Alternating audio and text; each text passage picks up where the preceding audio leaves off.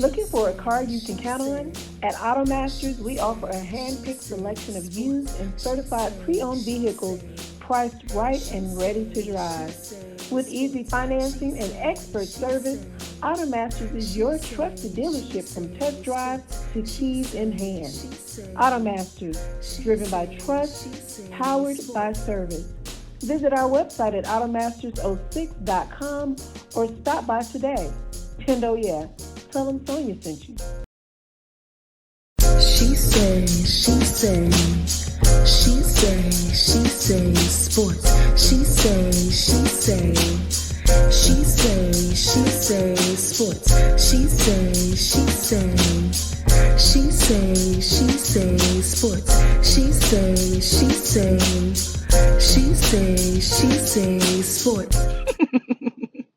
Hey, y'all, it's your girl Sonia, and welcome back to She Say Sports.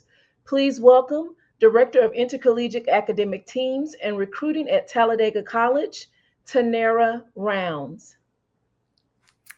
Hello. Hi, How you Tanaira. doing? How are you doing today? I'm doing well. Thank you for asking. I'm just trying to stay warm, not warm, no, cool. The opposite. Trying to stay cool. Absolutely. Thank you so much for joining me today. I really appreciate you coming on the show. I'm happy to be here. I'm excited. Awesome. So let's get started. So I know you live in Alabama, but you are a Cali girl, and I assume volleyball is a birthright for all Californians, especially girls. Tell me, how did your love for sport begin? So, like I said, moving to the South, it was a shock that volleyball wasn't as big out here because in California we have beach volleyball. We have pickup volleyball games at parks and stuff. So, my love for sports started with I'm one of 6 girls. So I have 5 sisters who are like the loves of my life, and my dad had no boys, so he just put us in every sport. We played baseball, ran track, did golf, basketball. Like every sport we had, we were in. And so that's kind of how I started. And we were a big basketball family, actually. We were a huge basketball family. My dad played, my older sister played in college. So I played. And then volleyball actually happened to be a off-season sport that our coach made us do. And I was like, you know what? All my friends play volleyball because it's, the stereotypical Cali girl. So I'm like, you know what? I'll play just so I can check it off the box. I won't have to worry about it. I won't make the team. Made the team, fell in love with it. And then so that's how I fell in love with that. All my younger sisters started playing volleyball. And I had the opportunity to play in college. So I went to Talladega College, started playing volleyball there. Coached we call it travel and club, coached middle school, high school, and then got up to the collegiate level once I started coaching collegiately at Talladega College. And so, sports just made sense for me. Wow. And are you the oldest out of the 5? No, I'm number 3. I'm the middle child. So it's 6. So I'm number 3. Oh, yeah, it's 6. I'm sorry. That's right. It's 6 of y'all. Yeah, oh, 6 wow. girls. We all start with T's. Girl. So he has a full basketball team plus one on the bench. That's what say he got his That's what he wanted. So, like you said, you played at Talladega, and now you are you're working for Talladega. So, can you tell us about your role as the director of intercollegiate academic teams and recruiting? Yes. So, again, I went from coaching volleyball, was SWA, and then they were like, hey, we want to start a competitive academic teams. We already have some clubs on campus. We want to kind of boost them up. And they were like, hey, Tanaira, you're the right fit for that. So I became the director of intercollegiate academic teams. And with that, it's just a very fancy way of saying I work with with brain sports. So I work with esports, quiz bowls, speech and debate, chess, ethical hacking, any competitive team that is I hate to say non-physical, but you're not necessarily using your physical abilities. You're using your brain power. So some people call them brain games. So, so that's what I do there. within that, directly with esports, I do like the logistics of it. So I'm making Okay. sure we're doing the eligibility, we're in compliance. I'm making sure our live stream is working. I'm making sure we're doing media days. Mm-hmm. I'm making sure we're signing up for our competitions and stuff like that. I'm doing that for all the teams. Making sure we're traveling, making sure our students are prepared, going to practice. So essentially, just I'm the director, making sure it's flowing. Right. Absolutely. So, and and a lot of people don't realize how important esport is. How many esport student athletes do you have on campus? Do you know? I have So from last semester, our last roster, we had 76 students, and we are a Wow. small campus. So 76 students who are involved. Um, it's so we do have multiple teams, and people don't realize that. So even though esports is it's just an umbrella because Hmm. each game has a team. So we have Right. multiple 12 games. So that's like Mortal Kombat, NBA, Hmm. with the 2K, we have Madden, we have Rocket League. So all those teams have their own teams. And within that, we have like Gotcha. a varsity, JV, club, practice Hmm. teams within each team. So Wow. technically, yeah. And it's like it's really cutthroat when it comes to the starting five usually is only like 3 players, 5 players at the max. So it is a very competitive practices. Even the practices are Interesting. competitive. Hmm. Interesting. Hmm. Well, and that's why I wanted to talk to you because I wanted to learn more about it. It's been kind of like since I know I really heard about it more during COVID in 2020. Hmm. That's when, 2020 is especially, when it started taking off. yeah. And so, but I was like, I want to talk to Tanera because I want to learn more. And my next question, I mean, because I didn't realize it was this competitive, but how do you balance esports competitiveness with academic success for student athletes? So just like any other sport, we have compliance. So they have to Hmm. have a certain amount of a certain GPA, certain amount of credits enrolled in order to Hmm. be eligible to play. Gotcha. So the basic, we have to be eligible.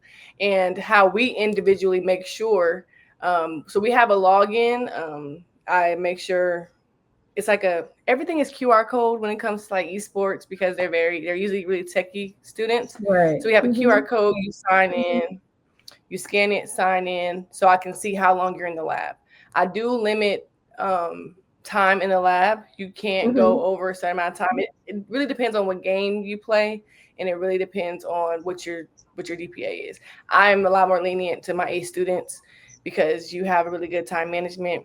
Hmm. Before on practice days, before you begin practice, you have to do 1 hour of study hall, and our study hall is in our lab, so it can be Hmm. in the library too, but most students just prefer being in the lab. They help each other. We make sure they're doing their study hall, doing their homework. We do weekly checks, bi-weekly checks. It does Hmm. help that the main one of the main coaches, the director of esports, he works in the STEM department, so he's able to help me check grades as well. So Hmm. yeah, it's the same thing like study hall, grades, and then it's not all play. So on top of that, our students are actually studying maps. Like for our Call of Duty team, they study maps. Hmm. Everything isn't just playing on the computer. They're working on what words or what words are they going to say to say, hey, this means shoot. Because remember, Right. even though we can hear each other, the other team can also hear. So they have like code words, and they need to know, hey, when I'm in this spot, what's at my 12, what's at my 6. Really? It's really interesting. Wa- Yeah. Wow. Interesting. I'm just like, wow. I wouldn't have even I thought felt the that. exact same way. I felt when I first got introduced in esports, I felt the exact same way because I didn't grow up being a big video gamer. You know, most we had was maybe Me 2K or either. NBA Live at the time. I wasn't Hmm. really big on esports, and I'm learning more every day. And so I just kind of incorporated what we do for traditional athletics You Mm-hmm. study plays, you study this. Why wouldn't you do that for esports? And they really do. Wow, interesting. So, because you called it brain sports, are there specific academic programs or majors that tend to attract esports students? Yes, a lot of our esports students are computer science students. A Okay, good makes majority sense. of them are. Mm-hmm. With us being like a smaller underfunded like HBCU or private HBCU, we don't have a whole lot of funding. Mm-hmm. So when we first started in 2022, which was really great because we've done so much in the last 3 years with us being a Wow. pretty new program. Mm-hmm. Some of those students have broke down and rebuilt our computers. Um, so that's helpful. Sometimes they incorporate that into their assignments. Mm-hmm. Um, we have a good deal of people who are so computer science. We have a lot of mass media students because we do shadow casting. So shadow Hmm. casting is pretty much the play-by-plays, so the commentating. Gotcha. So we have commentators, and then a lot of our students who are in art who will do graphic design and things like that. We do have that. It really started from an anime club, so it just kind of took off from there. So that's usually what Mhm. the students are into. Wow. So, what qualities do you look for when recruiting players for collegiate esport teams? Okay, well, one of the most basic things, like you have to have the talent. Right. You have to know how to, because it's a lot of people think, oh, I play video games at home all the time. I can do collegiate esports, Mhm. and it's the difference from like, hey, you might be really good on doing pickup basketball, but when it comes to fundamentals, that we Right. lack that. So we Gotcha. do a lot of tryouts, a lot of, and the lucky thing about tryouts, it's virtual. You don't have, the student can be in Hawaii and try out. So that's really convenient. Mhm. I'm looking for students who I often look for students who have good time management skills. They have to have good communication skills. Mhm. So because and quick problem solving skills, because the games that we play, they have to adjust so fast. And we've had times where we had some of the best players, but they didn't know how to communicate. So Mm. they're even though they're right next to their teammate, they're silent and things like that. It just doesn't work. Okay. So we're looking for that. We're looking for kids who want to graduate, want to do something after that. So if you come to say, oh, I just want to come to college to play video games, you're probably not on our radar. Yeah. Gotcha. You're So, probably not on our radar. absolutely. That's just like me.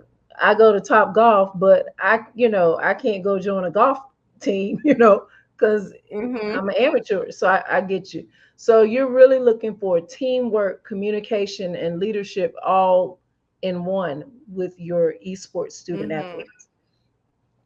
You're right. I mean, being Yes. silent because they have to work as a team still, correct? Yes. And Is then that right? you have to know your roles. Yes, they're working as a team. The only 1v1 game that we do have is Mortal Kombat. So that Mm-hmm. person usually doesn't have to have as much social skills. Gotcha. However, I've seen being on the traditional sports side and just work on the college in general, people often assume that our esports kids don't have communication skills because they're looking at a computer. But in reality, I've seen the most transparent communication amongst them because they have to learn that it's not always the tone of a person's voice. It's not because they're in a environment where they're yelling at a screen, they're yelling through headphones, Mm-hmm. and they don't get as offended as quickly. They really understand what the goal is, so they don't say, oh, well, he Gotcha. said this mean to me or she said this. They communicate really well, and then a lot of them talk outside of classes, like they're not just. So I feel like they have Okay. a lot better social skills than people assume they do. That's good. Okay. So, how has the collegiate esports scene grown over the past few years? I know you mentioned it has grown tremendously at Talladega, but overall, how has it grown?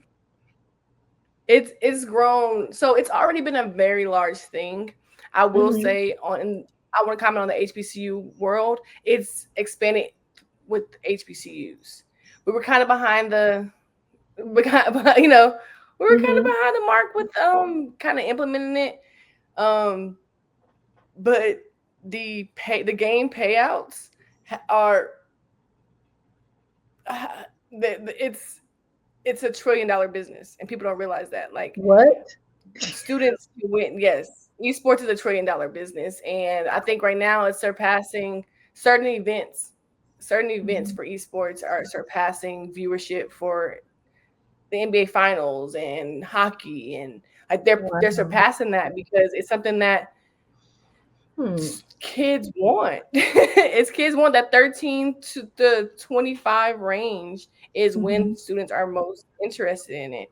And something that we found interesting is it's not just the 2K and the sports simulated games, which they Mhm. do well with that. I feel like that those games being more updated has helped the outreach for HBCUs, Mhm. but we're starting to see that our students like those mind games. They like the games where they have to be a little bit more strategic. They have to like the Rocket Leagues and the Valorants and things like that. So Mhm. it's just growing at a rapid rate, and it's one of those collegiate activities that actually can take you past college without having to be on a true professional team. You can still be an amateur Yeah. and still make money. I feel like that's what is really getting kids to want to do it. And then the whole Mhm. Twitch and streaming world is growing at the same time. And I feel like that's also what's taking off the esports. So, I'm gonna add these two questions because I do you think, um, because student athletes that are in school now, they were basically born 2000, I guess, maybe 2005, something like that. 2003, Yeah. 2004. The So that 2003s generation, are seniors. oh wow, that's crazy. So that generation, they grew up playing games. They didn't go outside. My era, we were outside, like Mhm. summertime, we're outside. Do you think if esports, and it wouldn't do as well in my era, do you think? Because a lot of kids, I mean, we had, we had Atari, we had, Mhm. I'm not a big video person, so I don't know all the names, but I don't think it would have done well in my era in the 80s and Well, 90s versus that's now. just that's just a tricky question because of Mhm. how far the internet has come. That That's sounds true. crazy, but No, it just doesn't how sound far the crazy. internet has come, and then Hmm. once landlines and kind of stopped, and once we start being able to communicate with like Outside virtually, of once you the, start being able to mhm. have outside of your local community, because remember at one point you had to Right. be right next to the person to play. That's true. Hmm. Once I think it was in the late 90s when it was like the first tournament we were able to play someone else, and then they had the large one in Japan when they did the really really big tournament, and I feel like that is Hmm. what changed. If Gotcha. I feel like if in back in back I don't say back in the days, but if they had them back in the days where you were able to play with your cousin who lived in Mississippi and you lived in Right. California, I feel like it would have got just as big. It's just the idea Gotcha. of not having to be around the person, you Hmm. know? Gotcha. Yeah, So that makes sense. That makes sense. And the second mhm. question, you mentioned that it's $1 trillion. Mhm. What's the word I'm trying to think? Anyway, it's a trillion dollar business. Is Mhm. and I was going to ask you this anyway. Is it affected by the NCAA, versus the House settlement? So so here's the thing. They do have conferences within the NCAA because it is new and they're Mhm. still working out kinks because it's really hard for like the NIL thing and things like that. Right. So because there's so many outside, like for instance, we're part of NACE. NACE is not under NCAA or NAIA. And Gotcha. we Okay. play, and within there, they have schools like Boise State and things. So because we have right now, people are Hmm. still in conferences outside of their main athletics conference. And right now, there's no rule that on your campus, your esports team has to be in the athletic department. Mm-hmm. NCAA doesn't have too much, to say about it right now. So it doesn't affect Gotcha. them as much just because Okay. it doesn't have to host. Like, we're not hosted under athletic department either. So until that changes, it's not going to be like across the board effect on it. Gotcha. Okay. I was like, I was going to ask that later, but when you mentioned it being $1 trillion business, I said, let me Mhm. ask her now. So, how does your program work to promote diversity and inclusion within collegiate esports? So that's the beauty of esports, I feel, opposed to traditional sports where your ability to play is literally on your physical ability. Once you get Mhm. injured, if you're not the fastest, if you're not the strongest, you can't play anymore. And Right. then for esports is automatic co-ed. It's co-ed. There's Mhm. no the It's true. best person plays. We had at one point Period. we had Right. a Call of Duty our Call of Duty captain was a young lady, and if she wasn't behind that screen, you would not know who she was she, and it's like within our program, even being at HBCU, we have students, we have different races, Mhm. different ethnical backgrounds, different financial situations.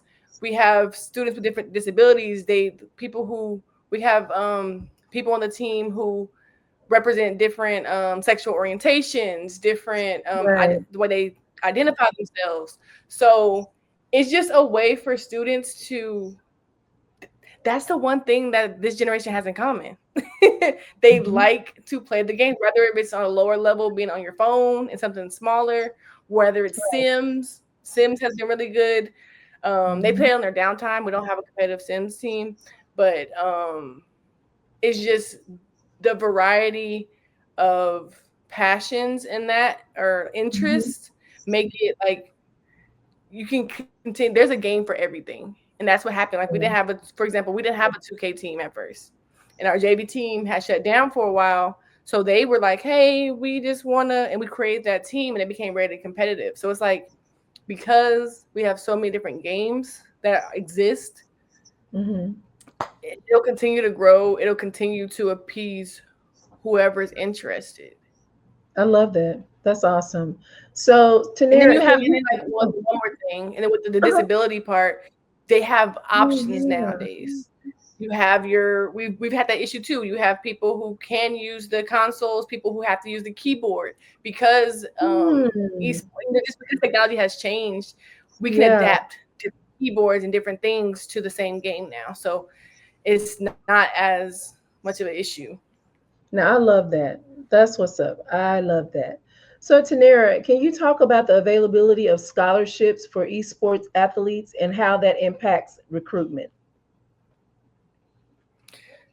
So every school is different, of course. The trend right now, so scholarships for esports is very much a thing.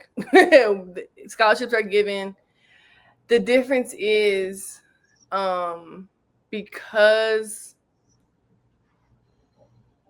because the teams, like the best people can translate out Hmm. fast, Right. it's really hard to keep that scholarship. Oh, okay. Because if you Oh. for some schools, it really depends on what your Hmm. financial ability is. For the most part, a lot of times they only give the like main varsity team, which might only be 5 players for Call of Duty and 3 players for Rocket League, and so that kind of depends. Hmm. And if you get knocked out the following year, you might not keep. They might be dropped down to that JV time or that club, So I see. it's a doggy dog. It's a doggy dog world in the esports realm, but Wow. there are a lot of options. There are some schools who have the funding to be able to give scholarships around, but Hmm. for the most part, there Right. are multiple people on that team that don't have scholarships because of the club and practice division. Does that make Hmm. sense? Yeah, it Okay, makes yeah. sense. So let me ask you this, part B of that, because it's like you said, it's a dog eat dog world with that. If they're having like a bad semester and they're not winning, do they get put on probation or It would Like, depend. yeah. Now, there's some teams that are more popular than others. So it Now, goes by popularity as well. yeah, because Wow. again, Okay. I can only speak from the HBCU Yeah, yeah. perspective where as people as in the Black community right now, there are some games that are more widely known, like the Maddens, the 2Ks, the Right. sports. In reality, it's the sports simulated Gotcha. game Mm-hmm. because there are so many people waiting to take your spot. If you do fall off, it is easier for you to get dropped down. However, we don't judge you strictly on that. Just because you're the best player don't mean you will be good for the team. I Because see. remember, you have aspects meaning, hey, you don't do your work, so you might not be eligible. So I can't risk that you won't be eligible. Hey, you don't communicate with your team. This is not just you in your dorm room playing by yourself. You're on a team with 5 other people.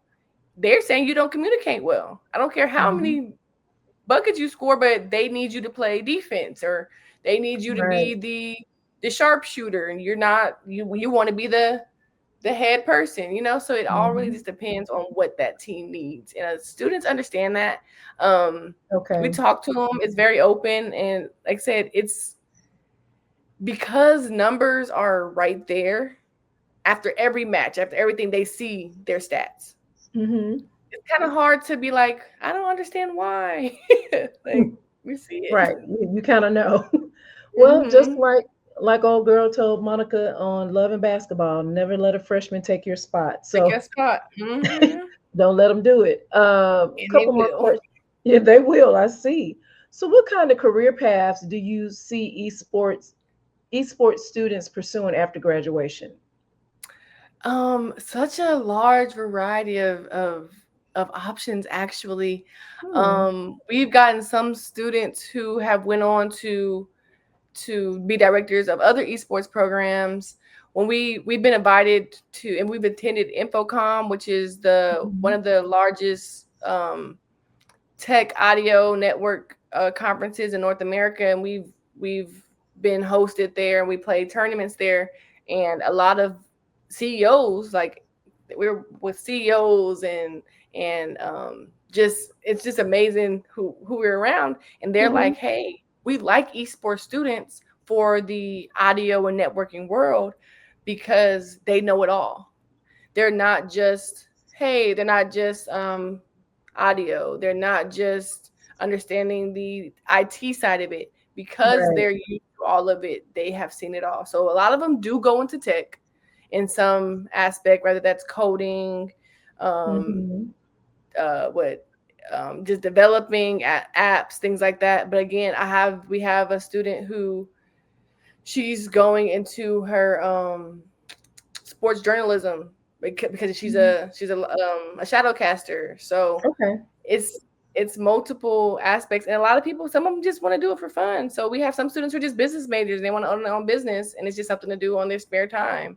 Gotcha. So it's some who it's their main thing, and it's a lot of people who aren't. And then we do have Hmm. students who do Twitch and stream, and Wow. they get paid to stream. Hmm. That's awesome. Wow. Last question, Tanera. What's the most rewarding part of working in collegiate esports recruiting and development for you? A personal reward is literally just me learning. Like, I'm just getting to learn these different Mhm. students and how diverse they really are. Because again, that's not Right. something I grew up on, so that part is really rewarding. And then seeing them, there's a lot of students who come out of their shell in that esports lab. That's good. You walk around campus, they're like, oh, they're the quiet kid who's in their room, kind of isolated, and then once they get on that team, you can't shut them up.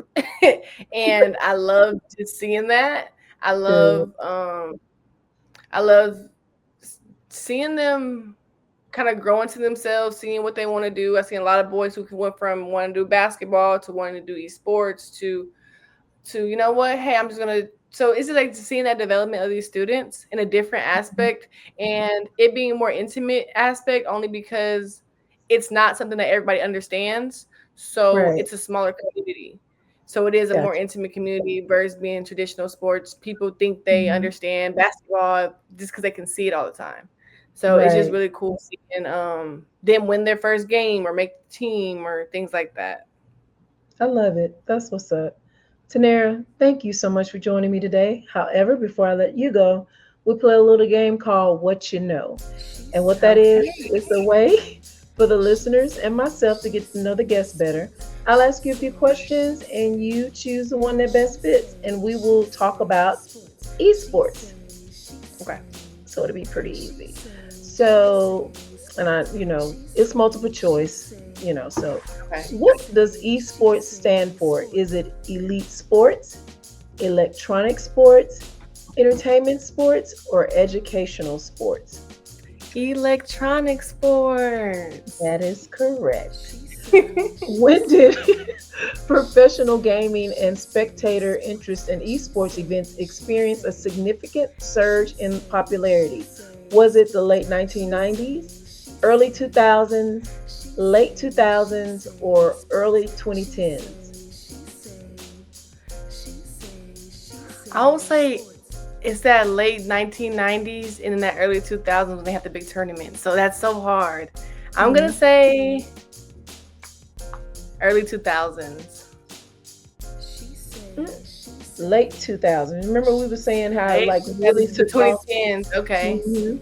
The Yeah, 2010, that's when they had that first big tournament. That makes yeah. sense. I didn't know anything about it in the 2010s. I didn't, yeah. Mm-hmm. So, which of the following is not considered a career in esports? Is it coach, librarian, shoutcaster, caster, host, or professional player? Oh, librarian. Of course. What is the most important component of a gaming computer for esports? Is it CPU, power supply, RAM, or graphics card? What's the most important? Yeah, what is the most important component of a gaming computer for esports? Graphic card, RAM, power supply, or CPU? Power supply? Graphics card. I don't know. But none of That one is a little bit out of my wheelhouse. What is a lurker in an esports team? Is it a player who focuses on gathering information on the map? A player who provides support to their teammates? A player who excels at sniping? Or the in-game leader? A? Let's see. That sounds like a Call of Duty question. I have to ask Luis. And What you is are it? correct. Okay, yeah, I'm like that. It Focuses on gathering sounded. information. Yeah. Mhm. What is a good acceptable? I don't know what this means. I'm gonna pass it. Okay, I'm fine. You know, I You don't probably know. know. Okay. Well, if I'm saying it wrong, what is a good acceptable latency rate for competitive gaming? Is it over 200 ms, 150 to 200 ms? Okay, let's move on. Yeah. What streaming service launched in 2011 made it easier for viewers to watch esports competitions live online? Was it Twitch, YouTube, Facebook Gaming, or Mixer? Twitch. Yeah, you said that earlier. What was the real turning point for esports in the 1990s? Government poured in a huge amount of money. Technology became more advanced and widespread. The popularity of online multiplayer games increased. That multiplayer game. Is B. Technology became more advanced and widespread. And you said that Okay, well, earlier. yeah. Okay, I'm like for big, and then once that multiplayer game, it was over with. Right. Last one. Which of the following is not a core skill for professional esport players? Is it quick reflexes, strategic thinking, excellent hand-eye coordination, or ability to play multiple games simultaneously? The ability to play multiple games. That is correct. Tanaira, thank you so much for joining me today. Tell the listeners how they can follow you. You're welcome. Tell the listeners how they can follow you on social media. So on Instagram, I'm Coach T Rounds, and I do a lot of my stuff on LinkedIn. LinkedIn/Tanaira Rounds. Please hit me up, ask me questions, connect with me. I love learning more about the field and then where it's going. I would love to chat about it.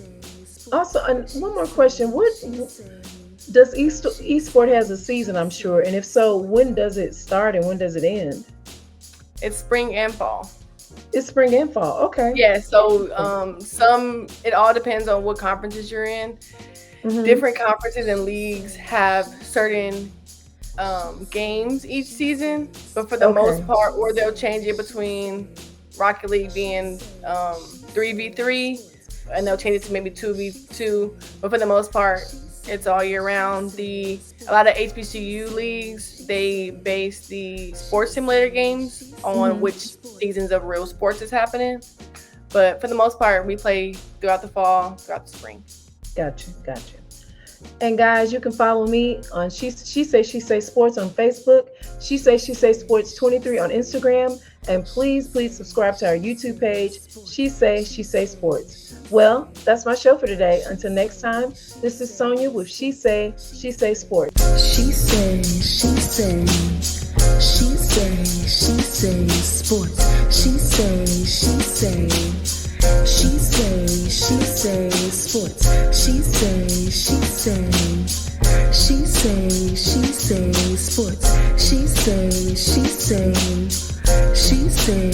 say sports.